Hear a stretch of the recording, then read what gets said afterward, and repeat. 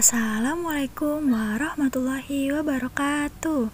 Kepada yang terhormat dosen pengampu mata kuliah perkembangan peserta didik, yaitu Ibu Novi Marlina Siregar, SPD MPD, dan juga kepada teman-teman tercinta yang sedang menonton video ini. Pada kesempatan kali ini, kelompok 8 akan mempresentasikan terkait konsep dan teori perkembangan peserta didik dari sudut pandang teori perkembangan kognitif, yaitu dari Piaget dan Vygotsky, dan juga penalaran moral dari Lawrence Kohlberg. Sebelumnya, izinkan saya untuk memperkenalkan anggota kelompok kami. Yang pertama, ada saya sendiri selaku moderator, yaitu Amelia Putri Pertiwi, lalu ada Inggit Duyanggoro, lalu ada Iis Yudiani, lalu ada Tiara Nuraini, dan juga Dwi Ria Latifah, dengan nomor induk mahasiswa yang ada pada kolom tersebut. Nah, di sini ada pokok materi pembahasan yang akan kelompok kami bawakan pada presentasi ini.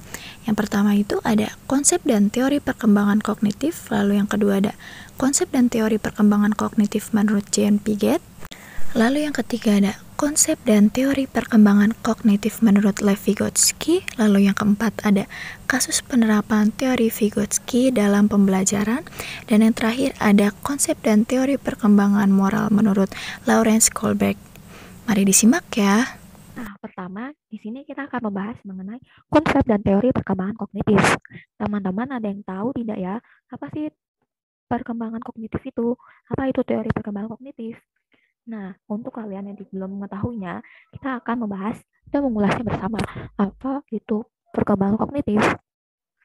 Perkembangan kognitif merupakan tahapan-tahapan perubahan yang terjadi dalam rentang kehidupan manusia agar bisa memahami, mengolah informasi, memecahkan masalah, dan mengetahui sesuatu. Teori yang dapat menjelaskan tentang perkembangan kognitif yaitu teori konstruktivisme atau constructivist theory. Teori konstruktivisme membahas tentang bagaimana pengetahuan anak terbentuk. Apa sih konstruktivisme itu? Konstruktivisme adalah suatu pendekatan terhadap belajar yang berkeyakinan bahwa orang secara aktif membangun atau membuat pengetahuannya sendiri, dan secara realitanya ditentukan oleh pengalaman orang itu sendiri. Pembelajaran yang berciri konstruktivisme menekankan terbangunnya pemahaman sendiri secara aktif, kreatif, dan produktif berdasarkan pengetahuan terdahulu dan pengalaman belajar yang bermakna. Teori konstruktivisme membahas tentang bagaimana pengetahuan anak terbentuk, yang memperkenalkan sejumlah ide dan konsep untuk mendeskripsikan dan menjelaskan perubahan-perubahan dalam pemikiran logis yang diamatinya pada anak-anak dan orang dewasa. Tujuan dilaksanakannya pembelajaran konstruktivisme yaitu apa aja sih? Pertama, memberikan kesempatan kepada peserta didik untuk berinteraksi secara langsung kepada benda-benda konkret ataupun model artifisial. Yang kedua, memperhatikan konsepsi awal guna menanamkan konsep yang benar kepada peserta didik. Yang ketiga, sebagai proses mengubah konsepsi-konsepsi peserta didik. Yang keempat, mengembangkan kemampuan peserta didik untuk mengajukan pertanyaan dan mencari sendiri pertanyaannya. Yang kelima, membantu peserta didik untuk mengembangkan pengertian dan pemahaman konsep secara lengkap. Yang terakhir, ada mengembangkan kemampuan peserta didik untuk menjadi pemikir yang mandiri. Perkembangan kognitif dimulai dari proses-proses berpikir secara konkret sampai dengan yang lebih tinggi, yaitu konsep-konsep abstrak dan logis. Teori ini meyakini bahwa anak-anak secara alami memiliki ketertarikan terhadap dunia dan secara aktif mencari informasi yang dapat membantu mereka memahami dunia tersebut. Teori ini mengemukakan bahwa kemampuan kognitif manusia terdiri atas 4 tahapan, dimulai dari lahir hingga dewasa. Tahap dan urutan untuk semua usia, tetapi usia pada saat seseorang mulai memasuki tahap tertentu tidak sama untuk setiap orangnya. Maka dari itu, teori perkembangan kognitif merupakan perkembangan pikiran. Pikiran anak adalah bagian dari otaknya yang bertanggung jawab terhadap bahasa, pembentukan mental, pemahaman, penyelesaian masalah, pandangan, penilaian, pemahaman sebab akibat, serta ingatan. Pada masa anak-anak ataupun usia pada saat sekolah, mengalami perkembangan kognitif yang terus berkembang, dari mulai masa bayi hingga saat usia remaja mereka.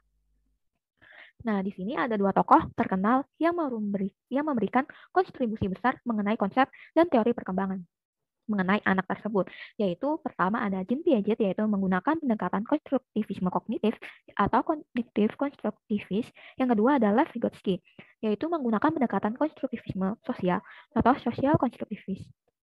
Yang kedua, ada konsep dan teori perkembangan kognitif menurut Jean Piaget. Tes kognitif anak terbagi menjadi 5.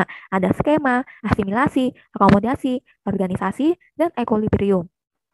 Apa sih dari masing-masing konsep proses kognitif anak ini? Pertama, kita akan membahas apa itu skema.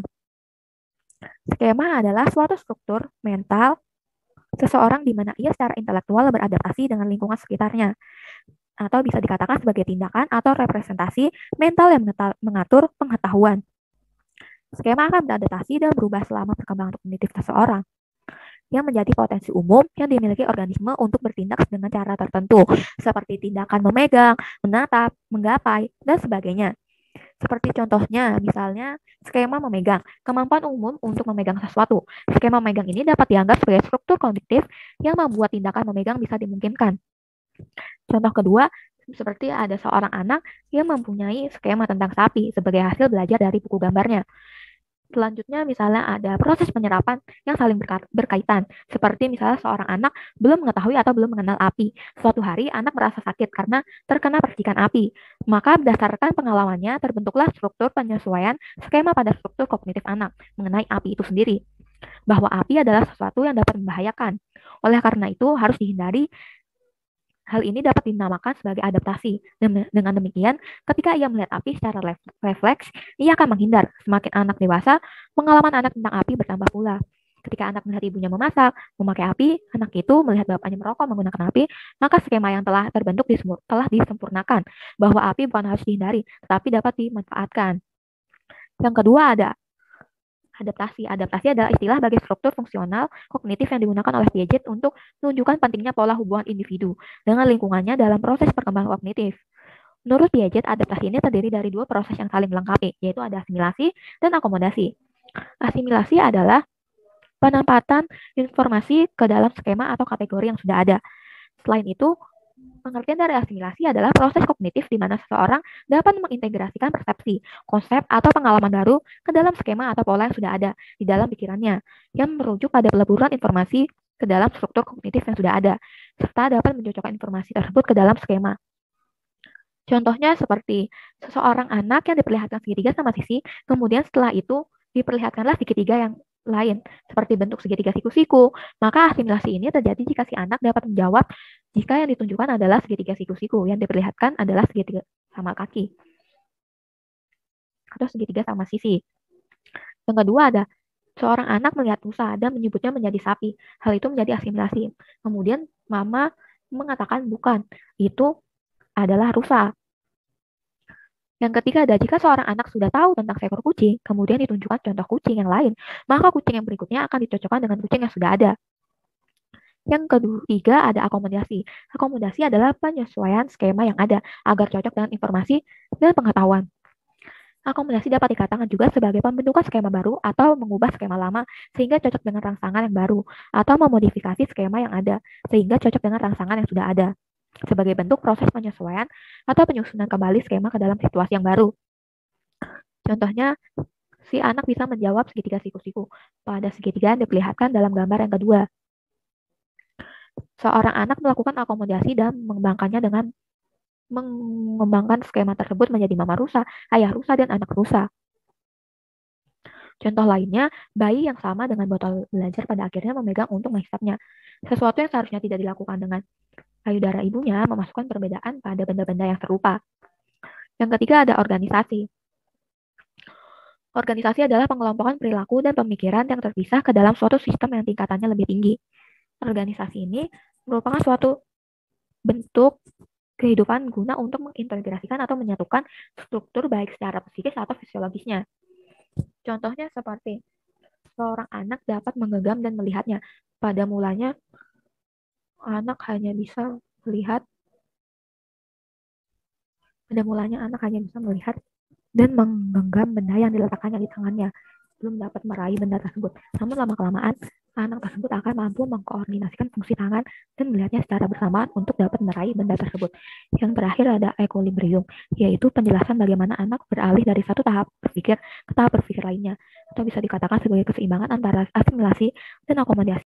Selanjutnya ada tahap perkembangan kognitif anak menurut Jean Piaget. Yang pertama ada tahap sensori motor di usia 0 hingga 1,5 tahun. Nah, pada tahap ini aktivitas kognitif terpusat pada aspek alat indera atau sensori dan gerak atau motorik.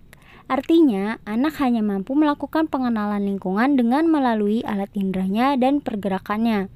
Nah, pada tahap sensori motor ini, Mulai dari lahir hingga berusia 2 tahun, bayi belajar tentang diri mereka sendiri dan dunia mereka melalui indera mereka yang sedang berkembang dan melalui aktivitas motor. Keadaan ini merupakan dasar bagi perkembangan kognitif selanjutnya. Aktivitas sensori motor terbentuk melalui proses penyesuaian struktur fisik sebagai hasil dari interaksi dengan lingkungannya. Yang kedua, ada tahap praoperasional di usia 1,5 hingga 6 tahun. Nah, pada tahap ini, aktivitas kognitif ada pada hal di luar dirinya, seperti memahami lingkungan dan menggunakan tanda atau simbol. Cara berpikirnya juga belum terorganisasi. Pada tingkat ini, anak telah menunjukkan aktivitas kognitif dalam menghadapi berbagai hal di luar dirinya. Nah, cara berpikir anak pada tingkat ini bersifat tidak sistematis, tidak konsisten, dan tidak logis. Hal ini ditandai dengan ciri yang pertama, transductive reasoning, yaitu cara berpikir yang bukan induktif atau deduktif, tetapi tidak logis. Yang kedua, ketidakjelasan sebab akibat anak. Anak mengenal hubungan sebab akibat secara tidak logis. Yang ketiga, animisme, yaitu menganggap bahwa semua benda itu hidup seperti dirinya. Yang keempat, artificialism, yaitu kepercayaan bahwa segala sesuatu di lingkungan itu mempunyai jiwa seperti manusia. Yang ketiga, ada tahap operasional di usia 6 hingga 12 tahun. Nah, pada tahap ini, aktivitas kognitif anak sudah cukup matang untuk menggunakan pemikiran logika atau operasi, tetapi hanya untuk objek fisik yang ada saat ini. Pada tahap ini, anak sudah cukup matang untuk menggunakan pemikiran logika atau operasi, tetapi hanya untuk objek fisik yang ada saat ini. Nah, dalam tahap ini, anak telah hilang kecenderungan terhadap animisme dan artificialisme. Egosentrisnya berkurang dan kemampuan dalam tugas-tugas konservasi menjadi lebih baik. Namun, tanpa objek fisik di hadapan mereka, anak-anak pada tahap operasional konkret masih mengalami kesulitan besar dalam menyelesaikan tugas-tugas logika. Selanjutnya ada tahap operasional formal 12 tahun ke atas. Dalam tahap ini, aktivitas kognitif anak sudah mampu memahami bentuk argumen dan tidak dibingungkan oleh sisi argumen. Selanjutnya ada tingkatan perkembangan intelektual menurut Jean Piaget. Yang pertama ada kedewasaan. Kedewasaan atau maturasi merupakan faktor penting dalam perkembangan intelektual. Yang kedua ada penalaran moral. Interaksi dengan lingkungan fisik digunakan anak untuk mengabstrakkan berbagai sifat fisik benda-benda. Bila seorang anak menjatuhkan sebuah benda dan menemukan bahwa benda itu pecah, atau bila ia menempatkan benda itu dalam air, kemudian ia melihat bahwa benda itu terapung, ia sudah terlibat dalam proses abstraksi sederhana atau abstraksi empiris. Pengalaman ini disebut pengalaman fisik untuk membedakannya dengan pengalaman logika matematika. Tetapi secara paradoks, pengalaman fisik ini selalu melibatkan asimilasi pada struktur-struktur logika matematika. Selanjutnya ada pengalaman logika. Anak membangun atau mengonstruksi hubungan-hubungan antara objek-objek. Sebagai contoh misalnya, anak yang sedang menghitung beberapa kelereng yang dimilikinya dan ia menemukan 10 kelereng. Konsep 10 bukannya sifat kelereng-kelereng itu, melainkan suatu konstruksi lain yang serupa yang disebut pengalaman logika matematika. Selanjutnya ada transmisi sosial. Dalam transmisi sosial, pengetahuan itu datang dari orang lain, seperti pengaruh bahasa, instruksi formal dan membaca, begitu pula interaksi dengan teman-teman dan orang dewasa termasuk faktor transmisi sosial dan memegang peranan dalam perkembangan. Selanjutnya ada pengaturan sendiri. Pengaturan sendiri atau ekuilibrasi adalah kemampuan untuk mencapai kembali keseimbangan atau equilibrium selama periode ketidakseimbangan atau disequilibrium. Ekuilibrasi merupakan suatu proses untuk mencapai tingkat-tingkat berfungsi kognitif yang lebih tinggi melalui asimilasi dan akomodasi tingkat demi tingkat.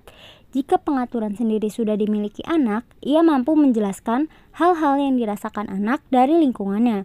Kondisi ini dinamakan equilibrium. Selanjutnya ada konsep dan teori perkembangan kognitif menurut Lev Vygotsky yang akan disampaikan oleh rekan saya. Selanjutnya, sama seperti Piaget, Vygotsky juga banyak membahas tentang pertumbuhan dan perkembangan manusia. Vygotsky beranggapan bahwa anak mengkonstruksi pengetahuannya dalam sebuah konteks sosial. anak mengkonstruksi secara aktif pengetahuannya secara mandiri dalam konteks interaksi dengan pengasuh, keluarga, atau komunitas dan masyarakat. Ada dua teori perkembangan kognitif yang dikemukakan oleh Vygotsky, yaitu teori zone of proximal development dan teori scaffolding. Yang pertama, kita akan membahas tentang teori zone of proximal development. Teori zone of proximal development atau bisa disebut dengan zona perkembangan proksimal merupakan suatu selang waktu antara tingkat perkembangan potensi yang ada, di mana potensi ini dapat dikembangkan menjadi sebuah kemampuan dalam mengolah kunci permasalahan yang dihadapi dan masih dalam ranah bimbingan orang dewasa atau tutor sebaya melalui sistem kerjasama bersama kerabat sejawat yang lebih ahli di bidangnya. Menurut Vygotsky, potensi seseorang dapat dibedakan melalui dua jenis tingkatan, yaitu tingkat perkembangan aktual dan tingkat perkembangan potensial dengan zone of proximal development. Tingkat perkembangan aktual akan tampak bila dalam kapabilitasnya seseorang dapat menghandle tugas dan dapat memecahkan suatu persoalan baik secara mandiri. Sedangkan tingkat perkembangan potensial akan tampak dari kapabilitas seseorang dalam menghandle tugas dan memecahkan suatu permasalahan dalam bimbingan orang dewasa atau kerabat sejawatnya dengan berkolaborasi bersama dalam menyelesaikan permasalahan di bidang-bidang yang berkompeten. Nah, selang jarak bagi keduanya ini yaitu tingkat perkembangan aktual dan tingkat perkembangan potensial disebut dengan zona perkembangan proksimal atau dapat dikenal dengan istilah zone of proximal development. Selanjutnya, ada tahapan dari zone of proximal development. Pertama, tahap sangat bergantung pada orang lain. Pada tahap ini, anak lebih banyak mendapatkan bantuan dari seseorang, sehingga anak tersebut menjadi kooperatif dan kolaboratif dalam mengembangkan kognisi dirinya secara konstruktif. Yang kedua, ada tahap berkurangnya bergantung pada dukungan eksternal. Pada tahap ini, anak lebih banyak membantu dirinya sendiri karena kinerjanya tidak mengharapkan banyak bantuan dari orang lain lagi, melainkan untuk membantu dirinya sendiri. Yang ketiga, ada tahap internalisasi dan otomatisasi. Pada tahap ini, kinerja anak secara otomatis terinternalisasi, tapi belum mencapai kedewasaan yang sebenarnya. Anak masih mencari jati diri untuk mencapai kemandirian yang matang. Lalu ada tahap deotomatisasi. Tahap terakhir ini merupakan tahap aktif anak yang dapat membangkitkan emosi yang berulang dalam pikiran, jiwa, dan emosi yang terus-menerus secara berulang. Pada tahap ini, apa yang disebut dengan the automation muncul sebagai puncak dari kinerja kehidupan nyata. Selanjutnya, ada teori perkembangan kognitif dari Vygotsky yang kedua, yaitu teori scaffolding. Scaffolding adalah interaksi yang terjadi antara orang dewasa dan anak-anak, di mana dalam interaksi tersebut memungkinkan anak untuk menjalankan suatu usaha di luar kemampuan mandirinya. Secara harfiah, pembelajaran dengan metode scaffolding dapat dimaknai sebagai suatu teknik dalam menyampaikan strategi pembelajaran yang terencana dan tersistem. Dengan cara tersebut, maka pembelajaran akan terlaksana di awal untuk memotivasi dan mendorong peserta didik agar dapat menerima dan belajar secara mandiri. Pemberian dukungan dan dorongannya dapat dilakukan tidak secara intensif dan lebih baik dilakukan sesekali atau berangsur-angsur. Karena seorang guru lebih baik melepaskan bantuan dan membiarkan peserta didik untuk mengeksplor secara mandiri. Lalu, apabila peserta didik belum mencapai target kemandiriannya, guru boleh kembali menggunakan metode dengan memberikan bantuan secara bertahap agar peserta didik dapat memperoleh dukungannya dan kembali terarah untuk kemajuan sistem belajar mereka dan mampu mencapai target kemandiriannya. Konsep scaffolding berkaitan erat dengan konsep Zone of Proximal Development.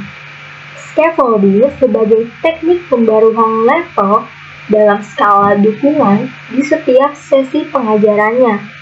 Seseorang yang lebih kompeten dalam bidangnya seperti guru atau tutor sebaya yang lebih pintar, dapat menyesuaikan dengan jumlah bimbingan dengan kinerja peserta didik lainnya.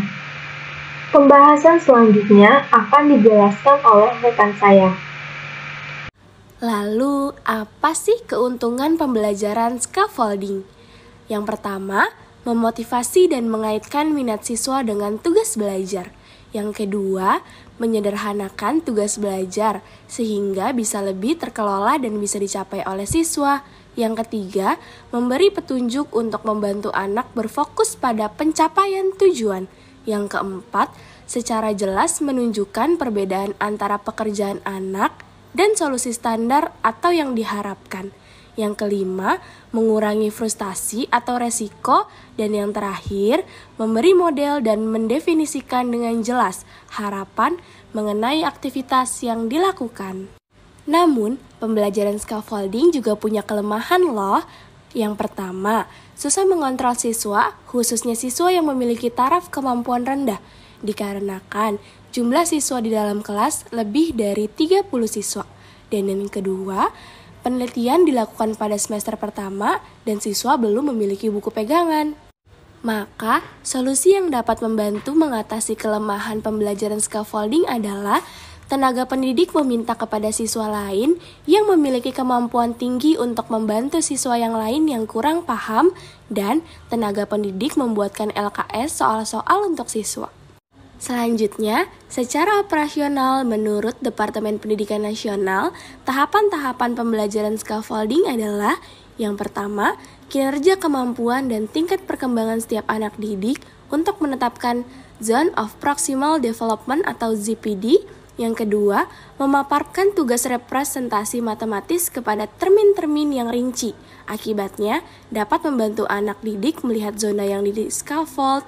Yang ketiga, merepresentasikan tugas belajar secara berjenjang, sinkron tingkat perkembangan anak didik, misalnya melalui penjelasan, peringatan, dorongan atau motivasi, penguraian permasalahan kepada langkah, dan penyampaian model. Yang keempat, mendorong anak didik buat menuntaskan tugas belajar secara mandiri. Dan yang terakhir, memberikan bentuk penyampaian isyarat, istilah kunci, perindikasi mata, dorongan, model atau hal lain yang bisa memancing anak didik beranjak ke arah kemandirian belajar pada pengarahan diri. Selanjutnya, ada implikasi atau contoh kasus penerapan teori Vygotsky dalam pembelajaran matematika. Yang pertama, penyusunan pembelajaran secara kerjasama atau cooperative learning antara kelompok peserta didik yang memiliki kemampuan yang berbeda-beda. Zona perkembangan proksimal dalam pembelajaran geometri dapat ditingkatkan atau dikembangkan dengan cara penyampaian melalui pengajaran pribadi oleh teman sebayanya yang lebih ahli di bidangnya. Pembelajaran dengan metode ini dapat membuat peserta didik lebih mudah dalam menemukan dan memahami suatu konsep yang sulit, karena dengan adanya cooperative learning ini dapat mengandalkan pembelajaran secara bersama dengan mendiskusikan soal yang sama, sehingga mereka dapat mengevaluasi dan belajar mengenai cara dan penyelesaian yang tepat. Yang kedua, pendekatan pembelajaran dengan menekankan scaffolding, di mana teknik ini lebih menekankan tanggung jawab pembelajaran yang diemban peserta didik itu sendiri, seperti halnya seorang tenaga pendidik memimpin beberapa kelompok peserta didik, di mana kelompok peserta didik tersebut diupayakan untuk mengajukan pertanyaan tentang bangun ruang secara bertahap, dan dialihkan dengan tanggung jawab mendiskusikan hal tersebut dalam kelompoknya masing-masing. Nah, langkah-langkah untuk menerapkan teori Vygotsky dalam pembelajaran adalah yang pertama, guru membentuk peserta didik menjadi beberapa kelompok kecil, di mana dalam kelompok tersebut diisi dengan peserta didik yang lebih berkompeten dari yang lainnya. Yang kedua, guru memberikan suatu persoalan yang berkaitan dengan materi. Yang ketiga, peserta didik diberikan waktu untuk menjawab dan mendiskusikan soal-soal yang telah diberikan oleh guru tersebut. Yang keempat, guru membimbing jalannya diskusi dengan berkeliling dan menanyakan kesulitan kepada setiap kelompok yang dilaluinya. Yang kelima, setelah sesi diskusi selesai, peserta didik dapat menuliskan hasil diskusi mereka dalam bukunya masing-masing. Dan yang terakhir, perwakilan dari setiap kelompok dapat mempresentasikan hasil kerjanya di depan kelas. Guru dapat memberikan evaluasinya di akhir sesi. Lalu yang selanjutnya ada teori perkembangan moral menurut Lawrence Kohlbeck. Nah, yang selanjutnya akan membahas mengenai konsep teori perkembangan moral. Apa sih pengertian dari perkembangan moral? Perkembangan moral ialah sikap dan keyakinan yang dimiliki oleh seseorang yang membantu orang tersebut untuk memutuskan apa yang benar dan juga apa yang salah. Teori Kohlbeck berpandangan bahwa penalaran moral merupakan landasan dari perilaku etis yang memiliki 6 tahapan perkembangan serta dapat diidentifikasi.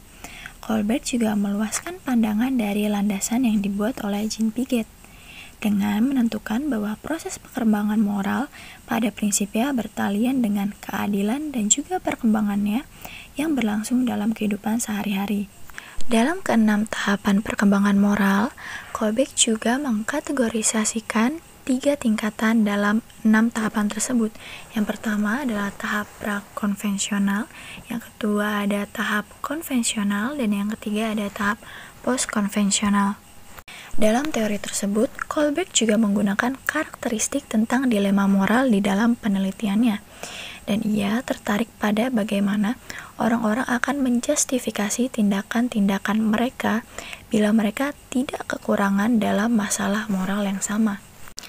Jadi, menurut Kohlbeck, perbuatan moral bukanlah hasil dari sosialisasi atau pelajaran yang diperoleh dari kebiasaan dan hal-hal lain yang berhubungan dengan norma kebudayaan, tetapi ukuran dari tinggi dan rendahnya teori moral individu berdasarkan dengan perkembangan penalaran teori moral itu sendiri. Yang selanjutnya adalah tahapan perkembangan moral anak. Seperti yang sudah dijelaskan sebelumnya, tahapan perkembangan moral dibagi menjadi 3 tingkatan dan juga 6 tahapan. Yang pertama itu ada tingkatan moralitas pada masa prakonvensional. Yang kedua ada tahapan moralitas dari tahap konvensional dan juga tahapan moralitas dari postkonvensional. Yang pertama itu ada tahap orientasi pada kepatuhan dan juga hukuman. Anak pada masa ini melakukan sesuatu agar memperoleh hadiah atau reward dan tidak mendapatkan hukuman atau punishment. Contohnya seperti ini. Coba deh kalian ingat pada kalian di masa sekolah dasar, pasti kalian pernah disuruh guru untuk dapat duduk yang rapi agar dapat pulang lebih dulu. Itu contoh kecil dari guru yang memberi reward kepada siswanya. Contoh-contoh kecil lainnya yaitu apabila kita melakukan hal terpuji atau dapat menjawab soal dan yang lainnya, kita akan mendapat reward dari guru atau orang-orang sekitar kita. Lalu kebalikannya, jika kita melakukan hal terlarang atau hal tidak terpuji, maka kita akan mendapatkan hukuman atau punishment. Lalu tahap yang kedua ada tahap relativistik hedonisme. Pada tahap ini, anak tidak lagi secara mutlak tergantung pada aturan yang ada dan berorientasi pada prinsip kesenangannya saja. Jadi, pada tahap ini, anak lebih relatif. Artinya, bergantung pada kebutuhan dan juga kesanggupan dirinya sendiri. Contoh dari tahap ini adalah mencuri ayam karena kelaparan, karena perbuatan mencurinya untuk memenuhi kebutuhannya sendiri, yaitu rasa lapar. maka mencuri dianggap sebagai perbuatan yang bermoral, meskipun perbuatan mencuri itu sendiri diketahui adalah perbuatan yang salah.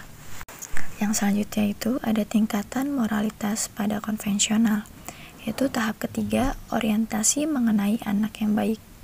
Anak pada tahap ini memperlihatkan perbuatan yang dapat dinilai oleh orang lain. Pada tahap ini, anak mulai memperlihatkan perbuatan-perbuatan yang dapat dinilai baik atau tidak baik oleh orang lain. Maka dari itu, masyarakat adalah sumber belajar yang menentukan apakah perbuatan seseorang itu baik atau tidak. Di sini anak akan mulai mencontoh perbuatan-perbuatan baik di lingkungan sekitarnya. Tahapan keempat yaitu mempertahankan norma sosial dan otoritas.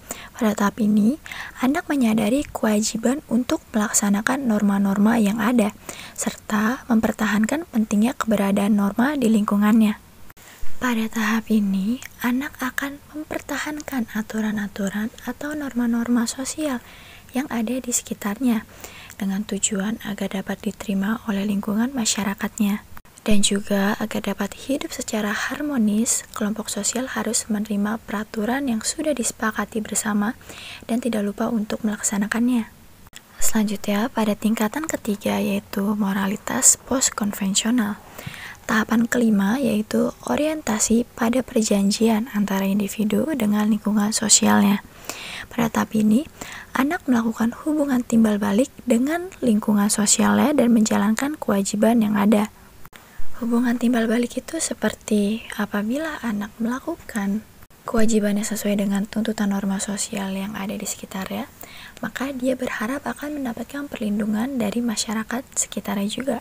Lalu tahapan yang keenam atau tahapan yang terakhir adalah prinsip universal.